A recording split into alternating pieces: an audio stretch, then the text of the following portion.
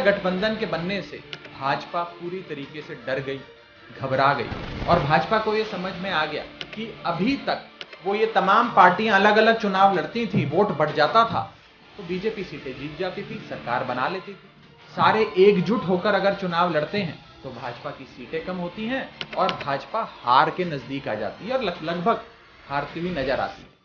ये डर कहीं ना कहीं बीजेपी को सता रहा है। इसी श्रृंखला में एक योजना बनी और उस योजना में कि जो टॉप लीडरशिप है इंडिया गठबंधन के, उन्हें पकड़ के जेल में डाल दो। पहला अरेस्ट दिल्ली के मुख्यमंत्री अरविंद केजरीवाल का भाजपा की एजेंसियां करने जा रही हैं। जब नेता ही नहीं होगा तो पार्टी कैसे चुनाव लड़ेगी? अरविंद केजरीवाल जी को जेल में डालो, 7 सीटें दिल्ली की अपनी जेब में डालो, ये भाजपा का लक्ष्य। इसी के चलते अगला अरेस्ट वे हेमंत सोरेन साहब का करेंगे और झारखंड की रेस में अकेले ही भाजपा दौड़ेगी, अकेले ही जीतेगी। इसके बाद बिहार के राज्य में जब से नीतीश कुमार जी ने उनका दामन छोड़ा और आरजेडी और जेडीयू ने मिलकर सरकार बनाई, तभी से यह योजना बन गई कि आरजेडी की टॉप लीडरशिप जो है उसे पकड़ के जेल में डालो। इसी श्रृंखला में अगला अरेस्ट आरजेडी के नेता तेजस्वी यादव का हो सकता है। अगला राज्य वो है वेस्ट बंगाल। बंगाल वो राज्य जहां पर भाजपा ने पूरे दमखम से राज्य का चुनाव लड़ा, खूब पैसा भी खर्चा, समय भी लगाया, नेताओं को, बड़े से बड़े नेताओं को उतारा, लेकिन कुछ खास नहीं बना। तो वे समझ गए कि बंगाल में ममता बनर्जी को हराना मुश्किल है। हराना मुश्किल है तो एक ही उपाय है, ममता बनर्जी और अभिषेक बनर्जी को पकड़ के जेल में डालो। इसके बाद दस्तक केरला में, जहां पर विजयन साहब मुख्यमंत्री हैं। केरल में 20 लोकसभा सीटें आती हैं, 20 में से एक भी सीट भाजपा की नहीं। भाजपा अपना खाता खोलना चाहती है केरल में, वो जेल जाएंगे तो पार्टी चुनाव नहीं लड़ पाएगी, पार्टी चुनाव नहीं लड़ पाएगी तो भाजपा की जीत निश्चित।